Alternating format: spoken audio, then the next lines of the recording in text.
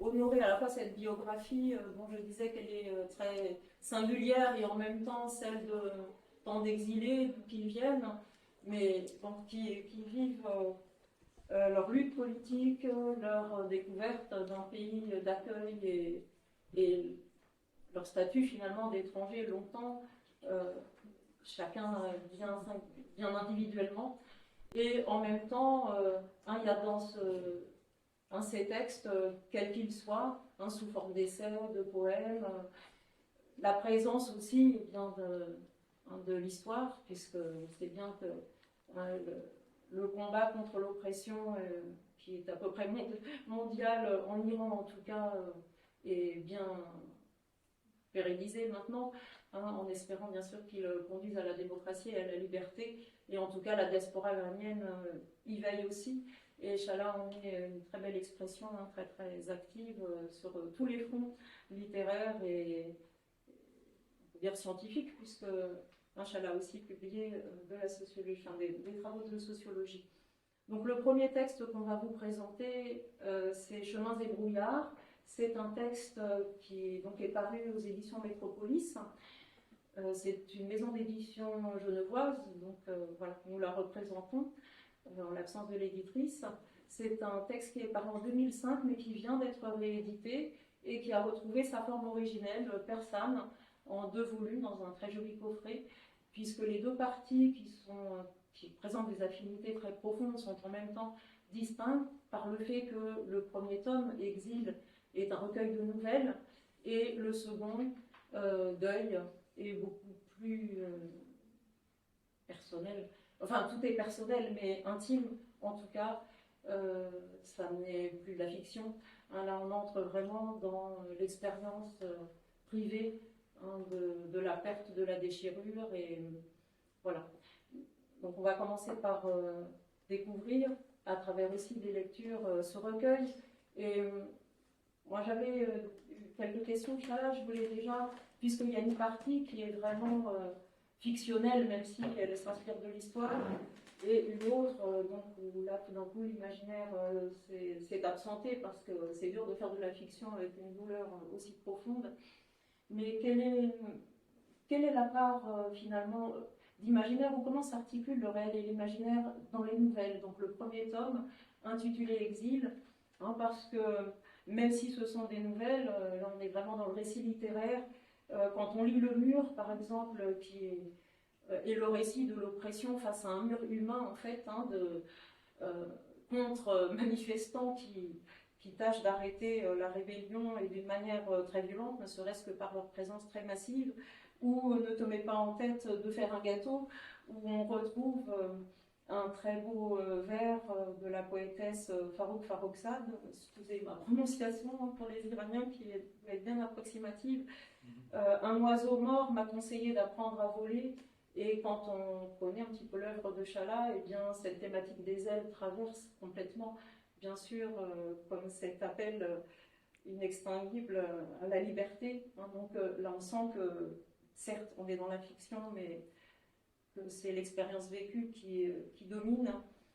Et quand on entend, et on va en entendre d'ailleurs un extrait, j'aimerais entendre vos raisons. Là, on a affaire alors aux démarches des exilés qui se retrouvent face à la bureaucratie, et aussi, bien sûr, au vécu de la personne, du fonctionnaire, qui vit au milieu de tous ces êtres venus du monde entier et qui les découvrent dans leur diversité, et qui ont en commun tous cette souffrance d'avoir dû fuir et l'exil. Ensuite, donc le second tome, blessure instantanée, l'invitation et rencontre, encore une fois, est vraiment très intimiste, et là, l'imaginaire s'est enfui. Donc moi, je me concentre sur le premier tome, et je repose donc ma question: comment est-ce que tu as articulé dans l'écriture ton expérience personnelle, celle de tant de personnes à travers le monde, et puis finalement la littérature? Oui, c'est une très belle question. En fait, moi je pense profondément que toute expérience littéraire, quelque part, s'enracine dans une sorte de vécu de l'exil. même si on est dans son propre pays, et pas comme moi, ayant été obligé de vivre un déplacement de l'euro, mais c'est le manque qui fait la littérature.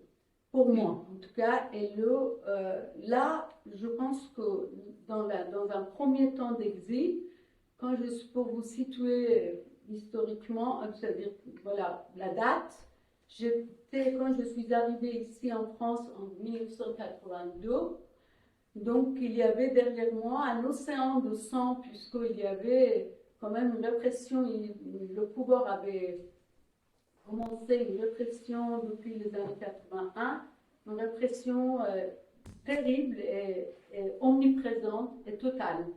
Et c'était vraiment, on était comme nous qui étions, moi j'étais à l'époque, je finissais mes études universitaires et j'étais parmi je militais dans une association des étudiantes de gauche aussi, et qui était en lien avec les groupes politiques également.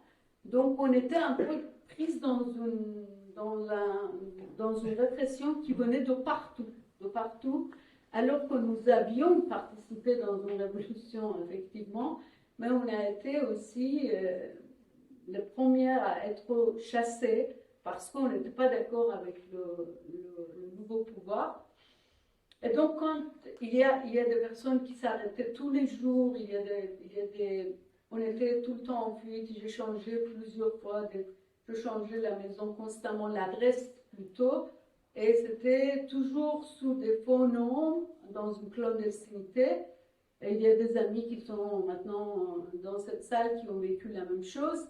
Alors, en tout cas, quand je suis arrivée ici, tout à fait par hasard, en France, je ne connaissais rien de la langue française et je vivais la vie de beaucoup d'exilés. C'est les chambres de bonne, dans des situations voilà, presque de la pauvreté, on n'avait rien. Et effectivement, quand j'allais et venais dans la rue et que j'arrivais à cette chambre de bonne, ou quand j'étais dans le métro ou ailleurs, tout le temps je me racontais des histoires. Et avec tout ce que je voyais autour de moi, que ce soit dans les organisations, dans l'accueil des réfugiés, moi je ne connaissais pas tellement bien les choses, mais en tout cas je regardais et j'écoutais, et je connaissais trop de la langue anglaise, et je me racontais des histoires, et bien longtemps après, j'ai compris que l'écriture de ces nouvelles, ça m'avait permis de mettre à distance cette douleur de l'exil. Ça, c'était comme si tout ça, c'était des histoires, comme si ce n'était pas moi qui vivais cela. Et ce livre d'exil, les nouvelles qui sont ici sont écrites dans cette période-là, première période de l'exil, et tous les personnages sont réels, presque, sauf ce que va lire Cassandre, c'est une imagination pure par rapport à un agent de l'accueil des réfugiés. C'est la même chose pour le deuil. Le deuil, effectivement, c'est une réalité tout à fait déchirante, mais il y a beaucoup de fiction aussi dans ces nouvelles, puisque j'ai essayé en fait, mettre à distance ce que je dis, c'est après coup que j'ai réalisé que c'était ça. Mais ça a fait en soi une méthode littéraire, puisqu'il y a eu des critiques qui sont sorties sur cela, que les gens ont dit, oui, c'est une articulation réussie. Mais pour moi, ce n'était pas du tout ça, c'était vraiment des histoires que je me racontais. Et ça devenait ce que vous allez peut-être lire dans ces... C'est un peu ce mélange, mais franchement, quand j'écris un essai, par exemple, sur la prison politique, la réalité dépassait la fiction, puisque c'est tellement extraordinaire, l'horreur qui se passe dans cette prison. Là, vraiment, la réalité dépassait la fiction. Mais ici, c'est vraiment un mélange entre la réalité et la fiction.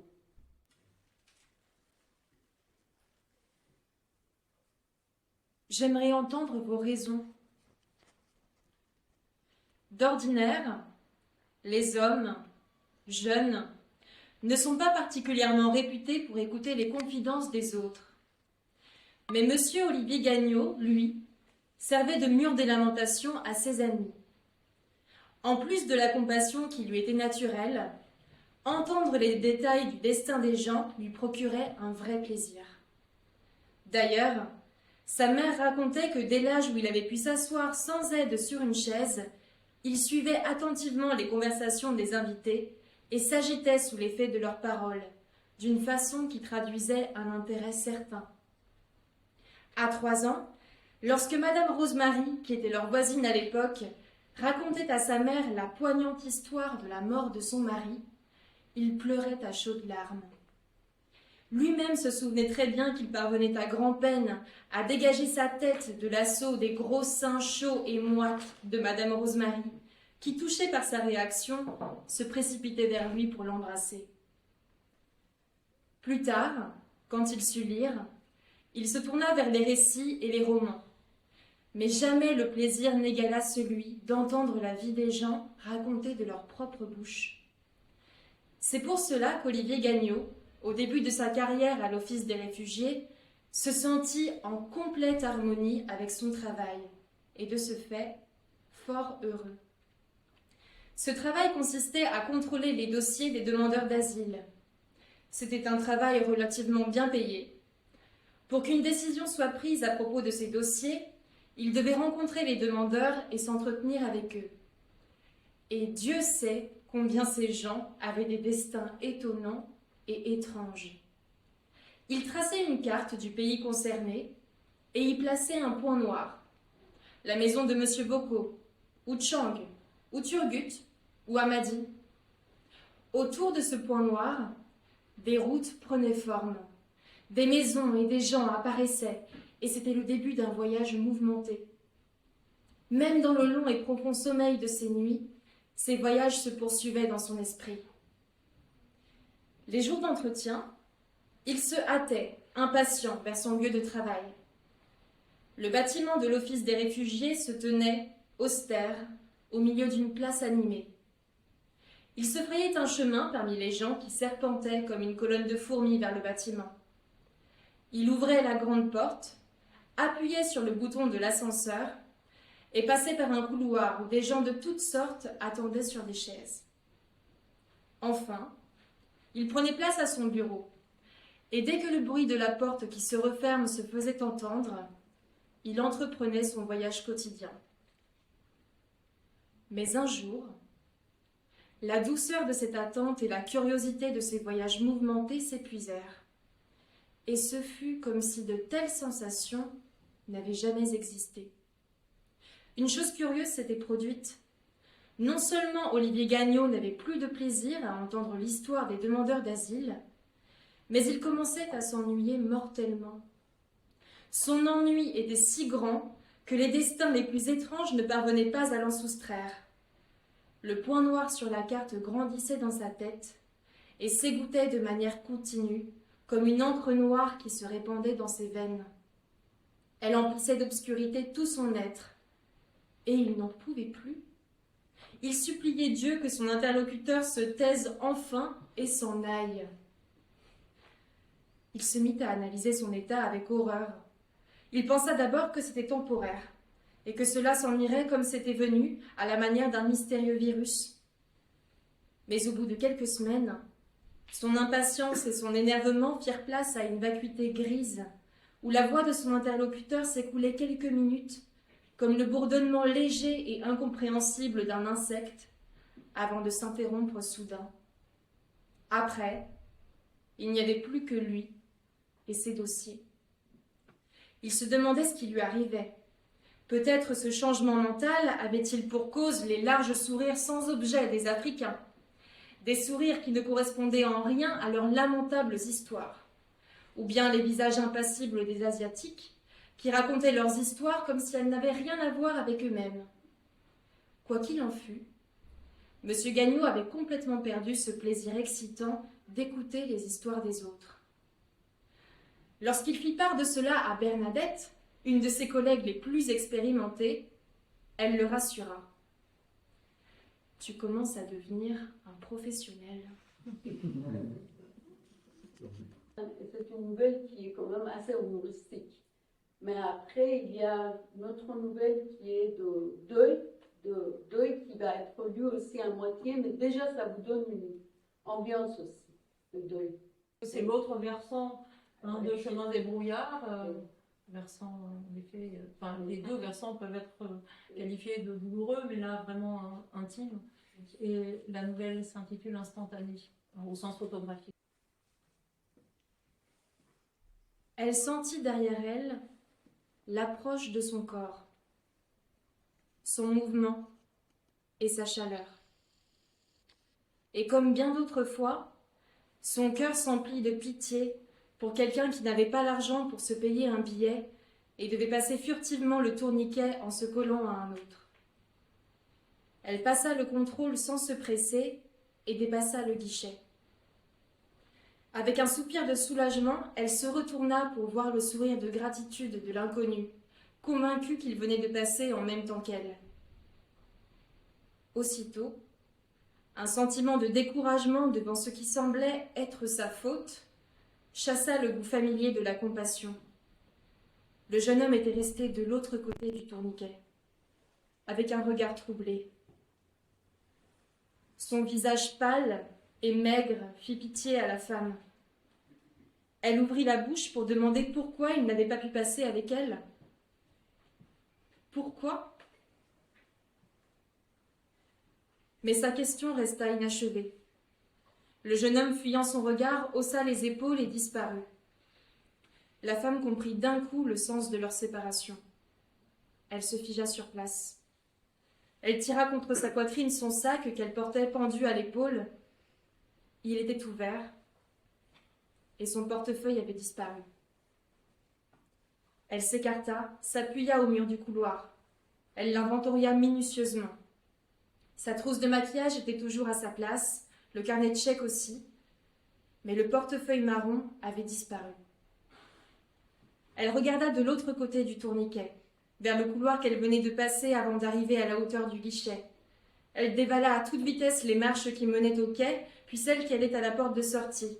Elle ouvrit la porte et se posta à l'intersection des deux couloirs. De quel côté avait-il pu aller ? D'un côté parvenait un bruit de musique et d'applaudissements.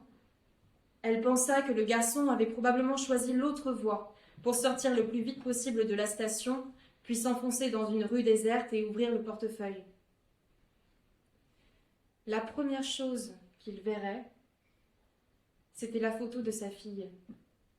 La seule photo que sa fille aimait et où elle se trouvait jolie. C'était un de ces instantanés qui sont rarement réussis. Mais les yeux noirs de la fille sous la frange de cheveux bruns, sur la pâleur lunaire de la peau, donnaient quelque chose de poétique à son visage. Ses yeux étaient graves et ses lèvres calmes. La photo avait été prise pour sa carte de collège, et l'après-midi même, elle l'avait montrée à la femme et lui avait demandé si elle ressemblait vraiment à cette photo. La femme avait dit qu'évidemment, elle était plus jolie que la photo, et la fillette avait eu un sourire incrédule. Après la mort de sa fille, la femme avait fait agrandir la photo qui commençait à pâlir. Maintenant, le visage de l'enfant était devenu plus nacré, et ses yeux noirs lui mangeaient la moitié du visage. Elle avait placé la photo dans son portefeuille marron. Le visage encadré de cheveux noirs avait une mystérieuse transparence. À chaque fois que la femme ouvrait son portefeuille, le calme de ses yeux l'attirait à l'intérieur. Tous ses sentiments du moment se déversaient dans ces deux lacs et perdaient leur gravité. Seul demeurait le chagrin. Un chagrin noir et profond, comme les yeux de sa fille dont la beauté perdue attestait l'impermanence et la vanité de toute chose. Dans le tohu-bohu délirant des jours et des heures, des bruits et des paroles, des allées et venues, la photo était comme une forteresse imprenable qui l'abritait dans sa paix infinie. Un temps poétique est donc un recueil qui est divisé en 5 parties. où on retrouve dans le vent la liberté, la mémoire, l'oubli, la mémoire sans oubli aussi, d'une certaine façon, heureusement, l'amour, la séparation, les retrouvailles. Et puis, ce qui m'a beaucoup touchée, la première fois que j'ai lu le tapuscrit, la dernière partie qui s'intitule Du vivre, après cette traversée à la fois de tant de pays et de souffrance, et bien du vivre, avec l'omniprésence de la couleur. C'est vraiment très beau, c'est l'un des derniers poèmes, du goût des couleurs aussi. Et on a fait une sélection donc, dans ces poèmes qui ne sont pas traduits à proprement parler. On a choisi une version bilingue. Et Chala nous a bien expliqué que certains textes lui sont venus directement en français. Hein, c'est une seconde langue devenue intime après tant d'années aussi d'expérience. Et d'autres en farsi. Et finalement, la version, on ne peut pas dire vraiment manquante, pour chacun des poèmes a été comme recréé dans l'autre langue. C'est pas une traduction littérale. Donc c'est Tout à fait. voilà. Ce sont deux poèmes à chaque fois, une mise en regard. Donc on va vous lire un certain nombre à la fois, donc en français et en farsi, sachant donc que c'est une recréation, c'est une variante, ce n'en est pas la traduction. Je voulais dire que c'est Christian qui a fait la peinture dans ce livre, qui m'honore de sa présence et de sa lecture. Puisque vraiment, c'est un dialogue entre les couleurs et les mots. C'est ça, c'est-à-dire, en fait, c'est ce que tu m'as expliqué, tu ne fais pas, c'est pas ton travail d'illustrer des livres, c'est pas... Non, vous savez, je ne voulais absolument pas, en effet, que ce soit une illustration, mais quelque chose qui soit un écho visuel à chacun de tes poèmes. Donc, j'ai travaillé à la fois en correspondance, presque au sens baudelairien, avec chacun de tes poèmes, et aussi parce que j'avais cette contrainte dès le départ, avec la typographie, enfin le corps matériel du poème, puisque j'ai hérité, si je peux dire, d'une maquette déjà faite, et donc j'ai dû caler mes peintures dans la page. J'ai travaillé au format même du livre, ce qui a parfois été compliqué parce que, comme je fais une peinture très gestuelle, il fallait à la fois avoir un geste qui soit assez éloquent et qui en même temps soit limité par le corps matériel du poème avec lequel il devait composer quelque chose qui visuellement, texte et peinture, devenait une nouvelle œuvre.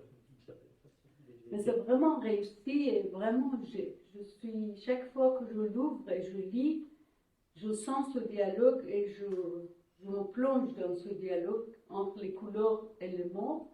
Et je vais dire aussi que je ne me considère pas comme poète, mais ce sont des mots, comme a dit Martine, qui sont venus de manière instantanée à moi. Et après, ça a pris cette forme et je l'ai appelé les instants poétiques. Un petit bout. Une parcelle d'ombre me suffit pour rêver. Un petit bout d'escalier pour ne pas chuter quand le soleil se fait fouet et que la cruelle lumière impose aux yeux l'obscur tranché, là, sous mes pieds. Je tombe par terre, encore et encore, chaque jour, à chaque rafale de balles, au cœur de la rue embrasée dans ce lointain Iran. J'en garde sur mon corps des traces en bleu. Voulez-vous l'aide, demande le passant. Dans mes oreilles vibre la voix de Nika. Ne bouge pas, ne bouge pas. Le passant tend la main, je me relève, secoue sur mon manteau les étincelles ambrées de la rue automnale. Avez-vous mal, me demande le passant. Je souris que non. Il presse le pas, court à la station. Voilà que son bus arrive. Ici, je tombe par terre, chaque jour, encore et encore, me cognant ça et là, les épaules, les coudes, et maintenant, les genoux. Je ne me casse rien, mais la douleur est là, comme demeure depuis des années le mal des camarades tombés par milliers dans leur jeunesse ravagée.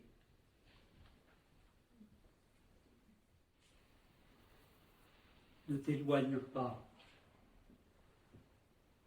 De ton épaule gauche se lève le soleil. Ô amour, ouvre-moi tes bras que je quitte l'ombre de la pénombre. De ton sourire croît la lune. Ô amour, ne t'éloigne pas, les ténèbres guettent, massives, profondes.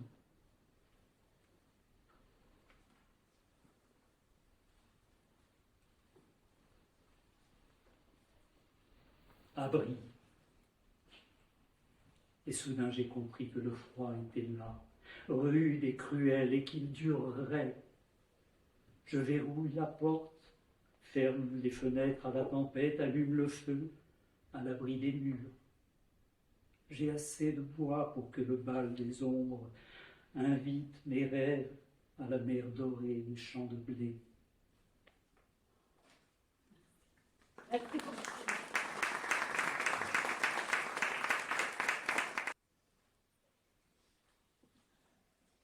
Oubli.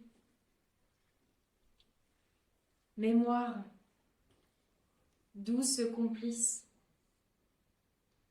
Les jours sombres de la vie t'ont bien appris les astuces de l'oubli. Tel un chat rusé, tu enterres dans tes plus profonds fossés les souvenirs blessés, vifs et sanguinolents. Tu laves proprement de l'asphalte les traces de sang. Tu ôtes des draps les gémissements. D'un tour de magie, tu fais disparaître ces tombes aux bouches ouvertes. Mais là, que se passe-t-il avec toi? De quel ciel cette tristesse est-elle l'averse? De quel volcan jaillissent ces larmes brûlantes? Et ce pouls, d'où frémit-il? Ce battement dément qui frappe de son marteau l'armure de l'âme.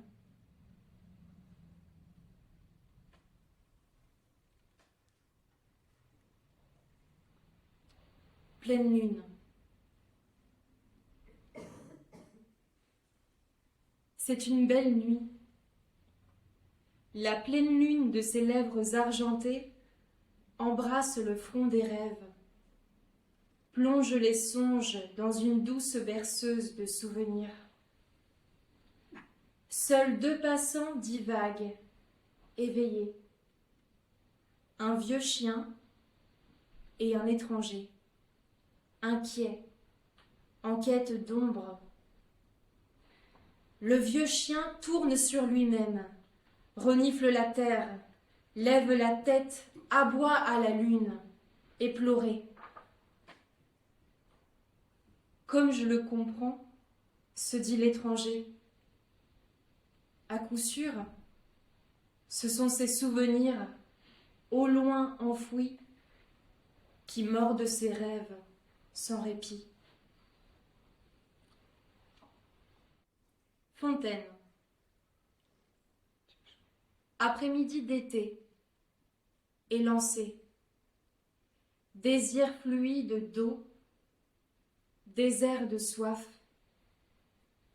fontaine de mirage, juste une gorgée de rêve. چشمه عصر تابستانی بلند بالا اشتیاق جاری آب کبیر تشنگی چشمه سراب و تنها جرعه‌ای رویا Brisure. Chassé de mon sommeil, balayé de mes paupières, je me déverse, goutte à goutte, le long des bras, à fleur de hanche, sur l'étendue des cuisses, je me fracasse avec mes rêves brisés. Elle a sombré dans la folie, ma tristesse. Elle ne tient pas à la maison. Je sors. À chaque pas, elle frappe ma poitrine encore plus fort, jusqu'à épuiser sa force. Et voilà que bizarrement, elle est plus lourde maintenant. On dirait un rocher. Elle fait ployer mes genoux, me coupe le souffle. Hélas, je ne peux pas demander de l'aide pour porter son poids, ni la passer d'une main à l'autre, telle une valise, ou la poser par terre pour souffrir un peu. Je peux seulement m'asseoir sur ce banc et la prendre dans mes bras, jusqu'à ce que, petit à petit, la rue l'endorme de ses berceuses, ses mélodies fiévreuses. شب تبعیدی ها. این شعر رو ce morceau poétique ou ces instants poétiques sont venus il y a 10 ans, je pense 2015, mais malheureusement, je dirais hélas, sont toujours plus actuels. Et گفتم که این 10 سال پیش نوشته شده ولی متاسفانه امروز از گذشته بیشتر معناش روشن. شب تبعیدی ها. 33 سال پیش در میان شما بودم. زنها و مردها، بچه ها، پیرها و جوانها، بر اسبها، قایقها، پس و پشت کامیونها، سوار و پیاده، بیبونه، کمپوت و کمتوشه، در مارپیچ راهها، بر صعب جاده ها. بیبرگ و بینوا میگذشتیم از کوه و دریا. تنها به شبها می سپردیم راه. قیرگون می خواستیم آسمان هامان را، بی ستاره بی ماه. سایه‌سانانی بودیم در پی سایه ها، گریزان از روشنایی، هر پاره نور چراغ گزمه ها. 33 سال گذشته زیر آسمان های ظلمانی، شمار رانده شدگان هر روز انبوه‌تر گشته. در باغ‌های ممنوع تنها دیوار می روید و بر شاخه‌های دهشت جوانه‌های مهنت کابوس و هراس می پرورانند. آه ای ستاره ها، ای ماه، کی می رسد آنگاه که رخ نمایید به مهر در شب تبعیدی ها. Il y a 33 ans, j'étais parmi vous, femmes, hommes, enfants, jeunes, vieux, dans des camions, à cheval, en bateau, sur des chemins serpentueux. Désemparés, nous marchions à travers monts et marées, nous marchions le long de nuits de fortune. Nos cieux, nous les voulions sans étoiles et sans lune, des ombres cherchant l'ombre, chaque lueur nous livrant aux gardiens. 33 ans ont passé, sous les ciels obscurs, les expulsés sont plus nombreux chaque jour. Dans les jardins interdits, seuls poussent des murs. Sur les branches de l'effroi, les fleurs de la détresse cultivent cauchemars et phobies. Ô lune, ô étoile, quand viendrez-vous d'un pas amoureux dans la nuit des exils?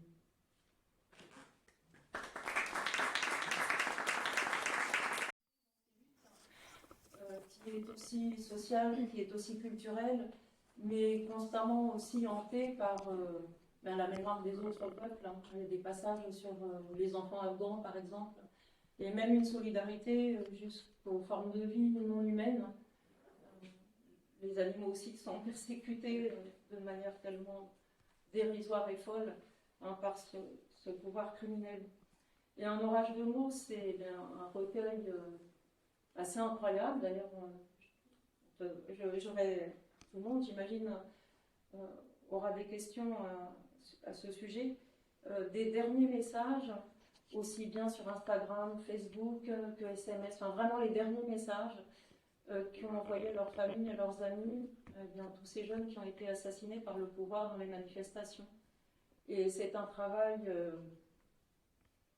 bouleversant, assez incroyable, que vous ayez vraiment réussi par des captures d'écran depuis septembre 2022 à retrouver ces derniers mots. Donc, dans un premier temps, avant la lecture, nous fracassant de certains, est-ce que tu pourrais nous expliquer comment est-ce que ces messages te sont parvenus, parce que la censure est telle que comment c'est possible de récupérer par des captures d'écran les derniers mots de jeunes qui ont entre 15 et Oui, bien plus âgés, bien sûr, et qui vont mourir, qui le savent, avec lucidité. Et comment c'est possible? En fait, j'avais commencé depuis longtemps, je m'intéresse aux mots qui, puisque voilà, pour le livre sur la prison politique qui n'est pas présent ici, j'avais fait un essai, la prison politique en Iran, en 2002 déjà, parce qu'il y a eu une répression énorme qui n'a jamais été connue ici. Et j'avais fait ce travail à partir des mémoires des prisonniers politiques, le roman, après une analyse des situations effectivement sociales, politiques et aussi ma situation personnelle, puisque j'étais parmi les exilés. Alors, après, effectivement, je suis passée à partir des années 2000 au mot des jeunes Iraniens, puisque les jeunes Iraniens étaient parmi les premiers à utiliser le blog. Là où les blogs sont apparus à la fin des années 90. Donc, à l'époque, j'étais en train d'écrire un roman qui s'appelle Le monde miroir, qui n'est pas ici présenté aussi.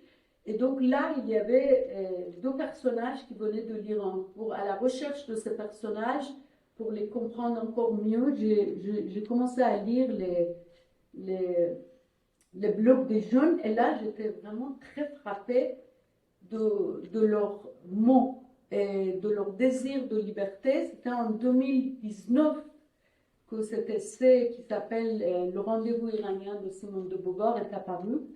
Et là, j'avais commencé le travail vers les années 2010. Après 2019, cet essai est apparu. Et là, quand il y a eu la révolution Femmes et Liberté, les gens venaient me dire, mais comment vous avez... C'est quand même un peu avant cette histoire, mais il y a tout dedans. Mais je dis oui, puisque quand on écoute les mots des gens, on écoute leurs propres mots, et on essaye de comprendre à travers ce qu'ils disent, on est très proche de la réalité. Après, effectivement, j'ai mes analyses de la situation que j'explique, mais là, il y a aussi, c'est un mélange entre les mots, les analyses, etc.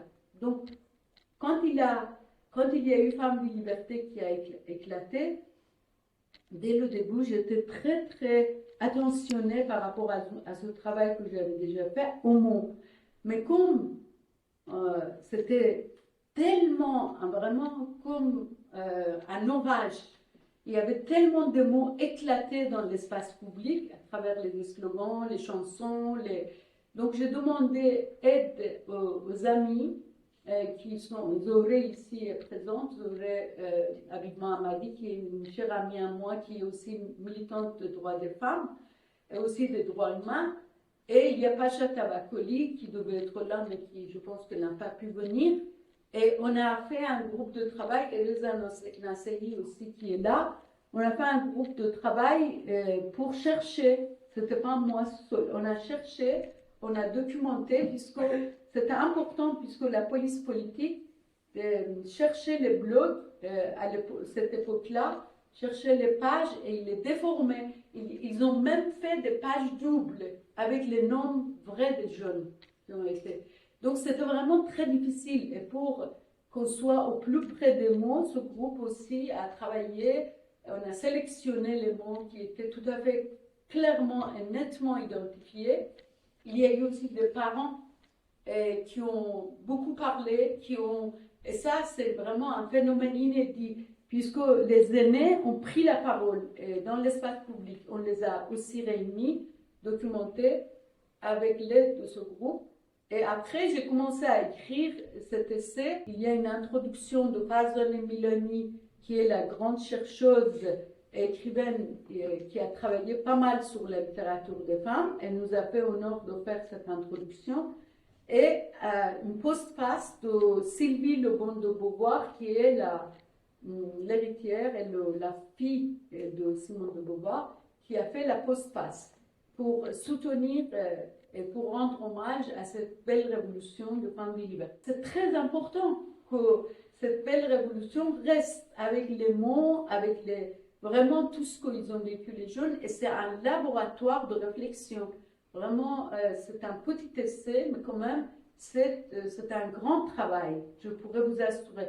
Pas parce que c'est moi, mais c'est un travail aussi collectif, mais aussi un grand travail de tout un peuple.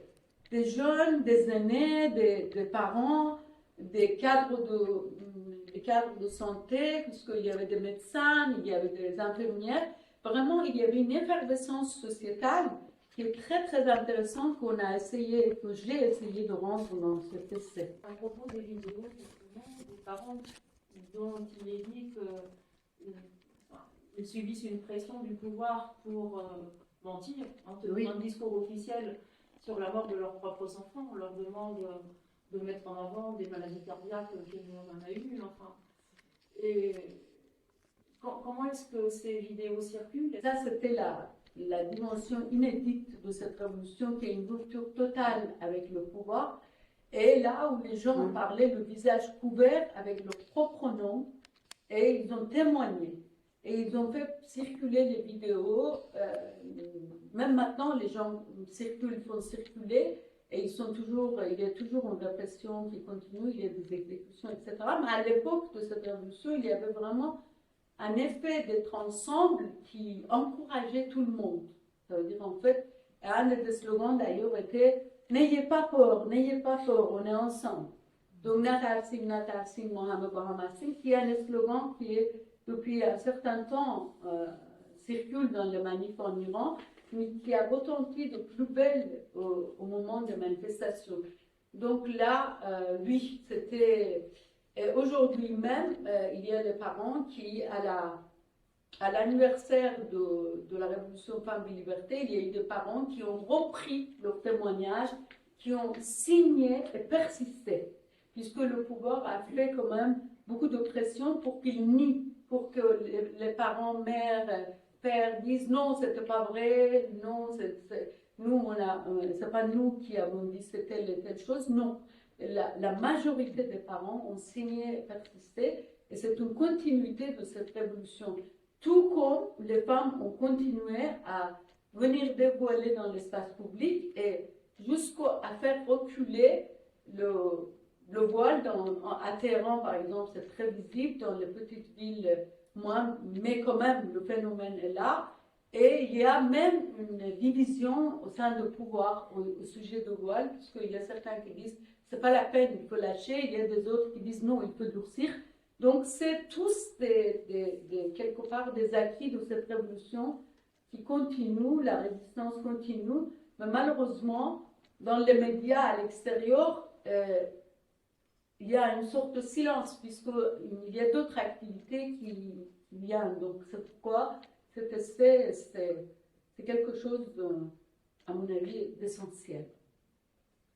Dans un orage de mots, tu as écrit un moment, c'est un Femmes et Liberté, un mouvement qui est une rupture historique avec les mouvements de protestation antérieurs, 1 million de signatures, par exemple, le mouvement vert. Est-ce que tu pourrais nous expliquer en quoi c'est vraiment une rupture? Oui, puisque j'ai fait une chronologie à la fin de cet essai qui démontre la continuité, puisque moi je pense que c'est un moment extraordinaire qui concentre à la fois la continuité de toutes les luttes qui existaient pendant ces plus de 4 décennies et la rupture. En fait, la continuité, on la voit à partir de cette chronologie, et la rupture, on le voit à partir des paroles et des slogans et tout ce qui a été affirmé, les chansons, etc., etc. Donc c'est un moment extraordinaire. C'est vraiment un moment où tout se dit, à la fois l'histoire du passé et ceux du présent, et aussi l'avenir qui se dégage. Ça donne un avenir aussi, vers lequel l'Iran court, mais après avec beaucoup de douleur, bien sûr, puisque la répression est là, les exécutions sont là, les condamnations sont là, mais la société bouge énormément. Il y a une résistance qui est là. Et alors la référence à Simone de Beauvoir est vraiment omniprésente dans le recueil, et bien sûr en Iran. Est-ce que tu pourrais nous expliquer cette importance qu'a pris Simone de Beauvoir? Ça, c'est l'autre, si tu veux. le rendez-vous iranien de Simone de Beauvoir, je le fais autour de sa figure. Mais ce n'est pas un essai sur Simone de Beauvoir, c'est un essai sur les jeunes Iraniens. Puisque les jeunes hommes et les jeunes femmes, moi chaque fois je tiens à dire que les jeunes femmes et les jeunes hommes, puisque les jeunes hommes aussi ont beaucoup écrit, ont beaucoup milité, mais de manière féministe. Et ça c'est inédit, vraiment quelque chose qui, ce qui ne veut pas dire qu'en Iran la misogynie a été complètement. Il y a le mort de femmes, il y a le féminicide, il y a tout ça. Mais quand tu regardes le corps de cette révolution, il y a quand même un élan pour la liberté des femmes et pour l'image de Simone de Beauvoir fascine. Quand j'avais écrit cet essai, je le démontre, parce que de Beauvoir est à la fois une philosophe, une écrivaine, une féministe, et vit une union libre. Tout ça, ça compte. Ça veut dire que ça donne une autre image complètement à l'opposé de ce que le pouvoir de Mollah vaut. Ça veut dire, voilà, la loi de charia, le cadre, la restriction, etc. Et de Beauvoir, c'est à contre son image, sa figure, c'est à contre-exemple. Et les jeunes, que ce soit femmes et hommes, la chérissent. Pour ça, c'est aussi leur fantasme par rapport à cette figure que je déploie dans cet essai qui n'est pas présent ici, mais qui s'appelle Le rendez-vous iranien de Simone de Beauvoir et qui a été publié par l'édition IX. Et en Iran, pourtant, ça ne manque pas de grandes figures féminines exemplaires, puisque dès le 19e siècle, tu cites dans plusieurs textes, dans Un orage de mots, dans Instant poétique, cette poétesse Babi, qui a osé devant une assemblée masculine se dévoiler. On a assassiné. Oui, donc, pour ce geste transgressif et mise dans un puits, enfin qu'on a jeté dans un puits. Tout à fait. En fait, c'est Farzaneh Milani, la grande chercheuse écrivaine, qui a aussi humblement, dans l'introduction de cet essai, a amené vers la littérature persane en disant qu'est-ce que dans cette révolution fait le lien avec la littérature des femmes et aussi d'autres. Et moi également, je pense que voilà, cette figure dont tu nommes dans un des poèmes, elle m'est venue. Tahireh Oratul Ayn. Tahireh, qui était nommée Oratul Ayn, ça veut dire la lumière des yeux, parce qu'elle était savante, elle était rebelle, et elle a vraiment quitté tout pour lutter contre la charia aussi, dans un mouvement qui s'appelait le mouvement Babi à l'époque, et qui a été étouffé dans le sang. Donc toute cette histoire, et dans cette révolution, c'était comme si elle revenait dans les rues de... Ça, dans cet instant poétique, je le dis, c'est-à-dire que Tahireh est dans les rues de l'Iran, partout, de Téhéran et ailleurs.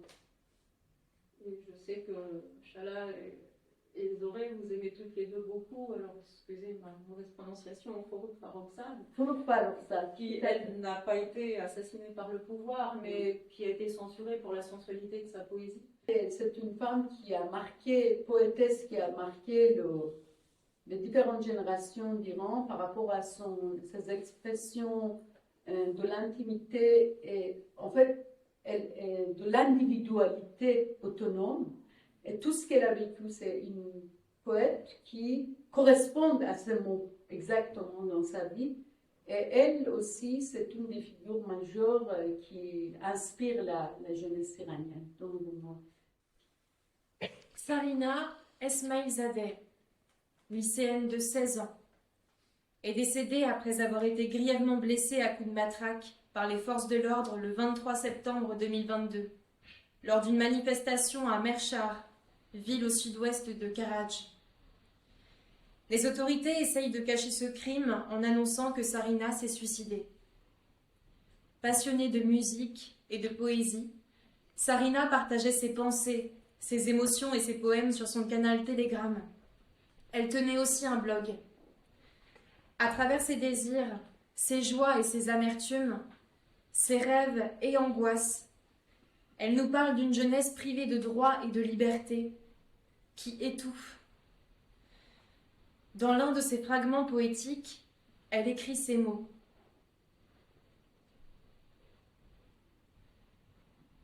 Elle voulait être en vie. Elle voulait exister. Elle a donc tendu la main, en espérant quoi? Elle ne savait pas. Elle voulait juste faire un pas. Elle avait oublié le marécage dans lequel elle se trouvait. Boue, chute, puanteur, répugnance, haine, tristesse, un cri sans bouche, un ciel sans couleur, un automne sans pluie et une fin sans fin. Un autre texte de Sarina, déclamé et diffusé sous forme de vidéo, parle d'une fille qui ne savait pas quoi écrire, ni comment l'écrire, ni par où commencer. Puis la vie lui a ouvert une nouvelle porte. Je vous lis la suite. Mais elle a perdu ses chaussures. Elle s'arrache les dents, une à une, les larmes de ses yeux, le surplus de peau de ses doigts, ses ongles, un à un. Et enfin, elle se coupe les cheveux. Avant d'attacher ses lacets, elle se met en route à la recherche d'une lueur, d'une flamme de lumière. Elle fait de grands pas, puis elle se met à courir pour atteindre au plus vite le sens recherché. Lequel? La vie ou la lumière? Ou les deux? Ont-elles la même signification? Elle arrive au clair de lune, elle s'arrête, puis baisse la tête. Ses chaussures sont à ses pieds. La fille a-t-elle vécu? Ces mots de Sarina Esmailzadeh vont retentir partout au comble des protestations. La fille a-t-elle vécu? Ne disent-ils pas la cruelle mise à mort d'une jeunesse assoiffée de vie par un pouvoir obscurantiste? Une autre de ces icônes de la Révolution était Nika Shakarami, une jeune fille de 16 ans, elle aussi, qui a été filmée en train de brûler son voile. La vidéo a circulé sur les réseaux sociaux. Son corps, torturé, crâne fracturé et pommettes enfoncées, rendu à ses parents fin septembre 2022, inspire un poème à Nasrin Khaderi, qui va être elle-même victime de la réprimande du pouvoir. Elle publie ces mots pour Nika, avant qu'elle-même ne soit tuée début novembre 2022.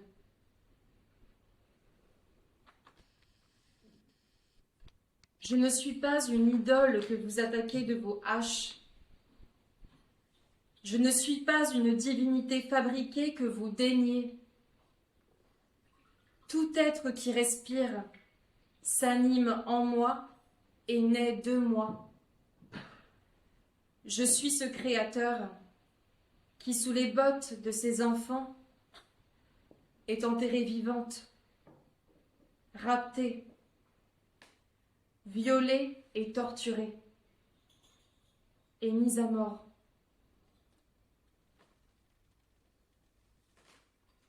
Merci.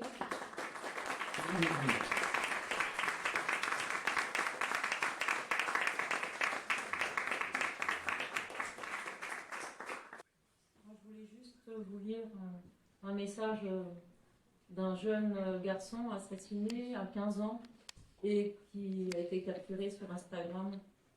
Un jour, tout ira bien pour nous. Je ne serai peut-être plus là. Si tu l'es, toi, ris pour moi du fond de ton cœur. Oui. C'était très beau. Oui. Oui, en passant. Mais je suis obligée de faire une traduction parce que c'est pas je n'ai pas le message original, mais il dit, ce jeune garçon, un jour, tout ira bien pour nous. روزی همه چی بر ما خوب میشه، همه چیز خوب خواهد بود بعد در اون روز شاید من اینجا نباشم ولی تو برای من از ته دل بخند. Si vous avez des Oui, remarques, maintenant, voilà. la parole est à vous. La parole s'échange. Juste ça réveille les souvenirs. Mais je pense que de toute façon, tout être humain a ses propres douleurs. Et l'intérêt, c'est de ces situations renvoient à chacun de nous, qu'on soit français, non français, exilé, non exilé, des souvenirs, bien sûr. Le deuil est quelque chose qu'on partage, l'exil est quelque chose qu'on partage pour beaucoup. Oui. Vous avez connu l'exil. Oui, voilà. Oui. J'ai vu la révolution. Pourtant, j'étais sûr que ce n'est pas l'amour. Comme ça, alors, j'étais parmi les jeunesses qui avaient tendance de gauche. Oui. Mais j'étais dans un milieu intellectuel. Je travaillais dans une société édition, le plus grand société édition Moyen-Orient. On faisait beaucoup de choses, y compris tous les livres de l'école, de maternelle jusqu'à universitaire, dans cette société édition. Je illustrais les livres. Et on a fait cette révolution. Ensuite, très rapidement, tout est changé. Et beaucoup de mes amis ont été tués, mais carrément. Moi, j'ai quitté l'Iran parce que je ne voulais pas dessiner à façon islamique les dessins dans les livres. Donc, j'étais obligé de quitter avec ma femme et mon petit garçon de 3 ans et demi. On a laissé tout ce qu'on avait et on est parti. On est venu en France parce que ma mère était française. Donc, je n'avais pas de problème de papier ici. Mais je ne parlais pas français, je parlais anglais. Et c'était très difficile. Mais bon, on a redémarré notre vie ici. Je suis venu en France directement à Nice parce que j'avais une possibilité de distribuer le presse iranien à Nice. Parce qu'à Nice, il y avait beaucoup de riches iraniens. Il y a toujours. Et à Nice, on avait une vol directe Téhéran-Nice tous les matins. Donc je pouvais avoir le presse iranien le matin et distribuer dans les... Et donc je suis allé demander tous les magasins de photos, journal et tout ça. Ils ont dit non, c'est fini, le presse iranien, les Iraniens ici, ça ne m'intéresse plus. Alors d'un coup, rien. Donc tout est... J'ai commencé le premier travail, le nettoyage de bureau à la Défense, à 4 heures du matin. Mais bon, j'ai dit, bon, il faut que je commence ici. Donc j'ai commencé à travailler et j'ai appris beaucoup de choses et finalement, j'ai travaillé pour un magasin de photos. Développement tirage dans une heure, c'était à la mode à cette époque-là. Et que je travaillais et j'ai appris que le patron, le propriétaire, c'était un jeune homme iranien qui faisait des illustrations pour Vacheron Constantin. Et donc, quand il a su que je suis iranien, il a commencé de me léguer beaucoup plus de travail que seulement tirage de photos. Donc petit à petit, j'ai appris. Donc un jour, j'ai décidé de le faire moi-même, ma propre magasin. Et en plus, une studio de portrait à la Nation. Et ensuite, on a trouvé dans le banlieue à Vauréal, à Cergy. Dans notre ville, à Vauréal, j'ai fait beaucoup de choses. J'étais pendant 10 ans élu Bravo. Et de nouveau, on me demande pour 2026. On va voter. J'ai fondé 2 associations, une association de peinture et une association de photo à Montréal. Non, mais je rejoins, c'était poignant en fait. Merci beaucoup. C'est d'une authenticité, ça nous raccroche avec quelque chose de, voilà, je vais dire profond. C'est un mot qui est tellement banal et en même temps, ça devient rare maintenant d'avoir des écritures qui disent quelque chose à la fois de vrai, j'ai envie de dire sensuel, mais c'est sensible en fait. C'est pas une écriture qui séduit, c'est une écriture qui est, J'espère. ouais, dans la poésie. Et puis, oui, c'est vrai. Et en même temps, qui fait appel au sens aussi. Il y a quelque chose de. Merci beaucoup. de très. Et moi, j'ai beaucoup aimé la nouvelle sur Olivier Cagneux. Non, c'est Oui, Olivier Gagnon. je trouve ça tellement magique de voir dans la focalisation, de commencer par l'enfance de quelqu'un qui devient employé de bureau, d'aller rechercher dans ses souvenirs d'enfance des scènes qui expliquent de manière, enfin, je veux dire, c'est pas expliqué, mais tout d'un coup, il se retrouve là et qu'est-ce qu'il trouve dans ce quotidien, dans cette routine ennuyante. Et puis, enfin voilà, c'est drôle en même temps. Merci beaucoup. Merci pour ce mot. Ce que je voulais dire, dans tout ce qui s'est passé à partir de la révolution en Iran, au départ, les premières contestataires, c'était les femmes. Première manifestation contre la République islamique étaient les femmes. Peu à peu, en avançant, les hommes ont rejoint les femmes. C'est-à-dire, c'est une évolution vers la liberté, vers l'égalité, qui est rarement vue ailleurs. Si vous voulez, il y a sur l'Iran, il y a eu tellement des images, de belles images qui sont arrivées, tous les gens étaient fascinés, et d'un coup le silence. Donc, quelque part, ce qui me désole, c'est que les gens pensent que c'était peut-être exagéré, c'était peut-être quelque chose qui a été c'était un agrandissement par les médias, mais non. C'était encore plus important que ce qu'on a vu ici et ce qu'on a entendu ici. Et ça continue toujours et on n'en parle pas. Donc, ce serait bien si les personnes... Voilà, moi, je pense que ce qui est important, c'est de pouvoir en parler pour ces personnes. Et je pense que, bien sûr, on est dans un monde mondialisé, comme on dit, et on pense qu'on est au courant, mais non. En vérité, nous sommes exposés à une sélection d'images et des informations, et surtout, il y a des actualités qui chassent l'autre, et effectivement, qui parfois ternissent aussi la réalité qui se passe dans le pays. Donc, c'est pourquoi, moi, je trouve que l'Iran n'est pas parce que c'est mon pays d'origine, mais c'est vraiment un laboratoire de réflexion énorme et d'apprentissage énorme de l'humanisme pluriel. Et ce qui s'est passé, ça veut dire en fait, c'est un choc de confrontation avec un pouvoir tellement cruel. Et ce que la société a créé face à cela, c'est quand même pas mal. C'est intéressant à découvrir. Et il y a eu des changements quand même. Ma femme est iranienne. Oui. Et elle va régulièrement en Iran. Elle m'a dit que maintenant, c'est extraordinaire. Oui. Quand on arrive à l'aéroport, les femmes ne sont plus voilées. Voilà. Elles n'ont plus, même à l'aéroport, alors qu'il fallait se couvrir dans l'avion. Oui. Donc il y a eu des changements malgré tout. À fait. Donc, ça, que le peuple a imposé.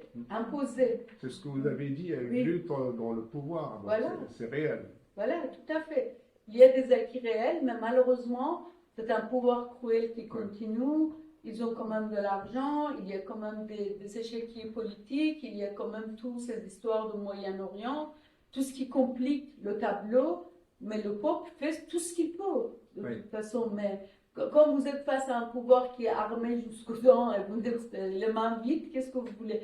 De toute façon, c'est un chef-d'œuvre que les Iraniens ont réussi, puisque le voile est un drapeau.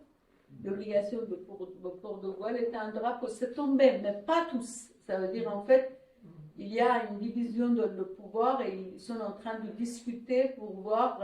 En fait, ils ne peuvent plus faire comme avant. Mais ils peuvent quand même exécuter ce qu'ils font. Ils peuvent quand même emprisonner ce qu'ils continuent de faire. Et voilà, c'est quand même une réalité très complexe. Je voudrais te poser, depuis tout à l'heure, j'ai hésité, je ne voulais pas parler. Oui. Et je vais poser une question qui dérange.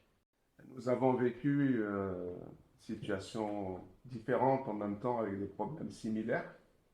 Et vous avez raison de dire, madame, que les femmes étaient toujours à l'avant-garde des manifestations. Je confirme qu'en Algérie, c'était la même chose.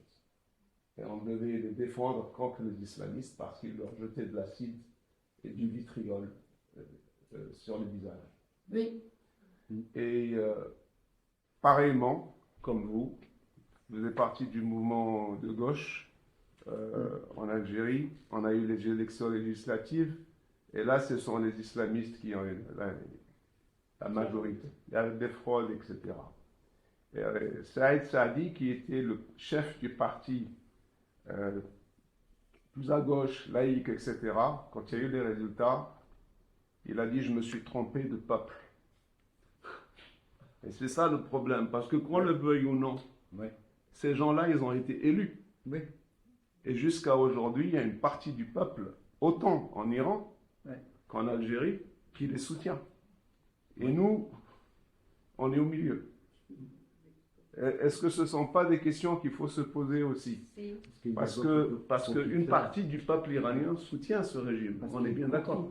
Comment? Parce qu'ils profitent de cette situation. Toute question est bienvenue. Il n'y a aucune question qui ne doit pas Non, être c'était posée. important de Non, poser mais cette question. bien sûr, non, mais c'est très important comme question. Et comme j'ai beaucoup d'amis algériens, et j'ai fait d'ailleurs, pour ma thèse, j'ai fait une comparaison entre les pays du Maghreb et l'Iran, et été amené à étudier la question algérienne, la question marocaine, la question tunisienne, qui sont quand même des questions différentes, mais les points communs. Vous êtes d'accord? Par rapport à votre question, bien sûr, les islamistes, pourquoi moi, c'est une question qui pourrait nous intéresser vraiment, vraiment, vous posez la très bonne question.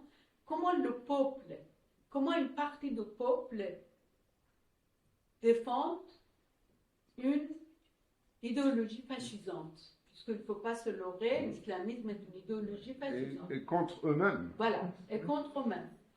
Et là, c'est pourquoi je dis à Fès, l'expérience iranienne, c'est un laboratoire énorme. Et j'ai fait un livre d'ailleurs, qui n'est pas ici, il s'appelle Les femmes, ça veut dire que l'islam politique, c'est que ces gens, à la lumière de l'expérience iranienne, où j'amène ce problème.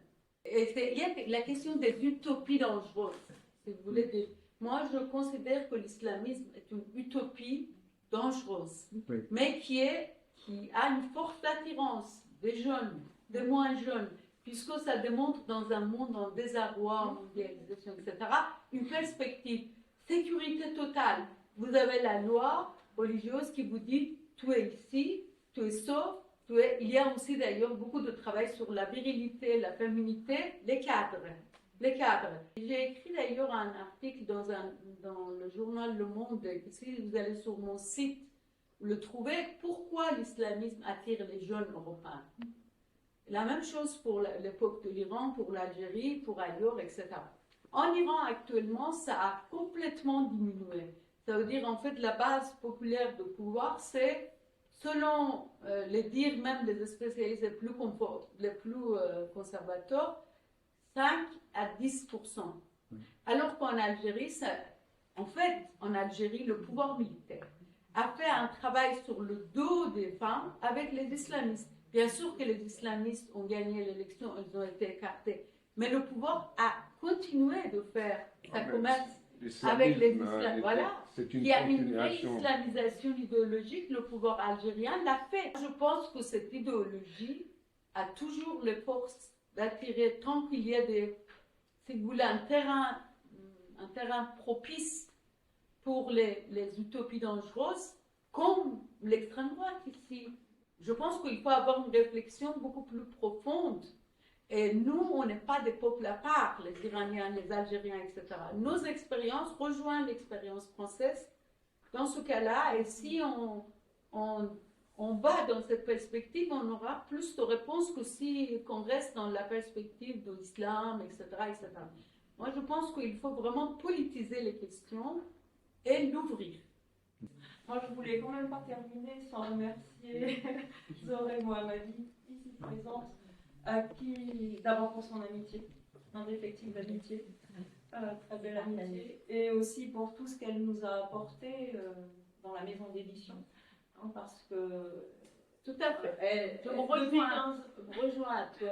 depuis 15 ans, c'est elle qui voit les premiers jets sous presse avant qu'on envoie chez l'imprimeur. Et pour ce recueil Instant Poétique, elle a été d'une aide incroyablement précieuse avec Reza pour établir le texte définitivement en persan, qu'on ne lisait pas évidemment, ni Pablo ni moi. Et ça nous a causé beaucoup de tourments. Mais merci à tous les deux parce que ce beau livre vous est redevable aussi.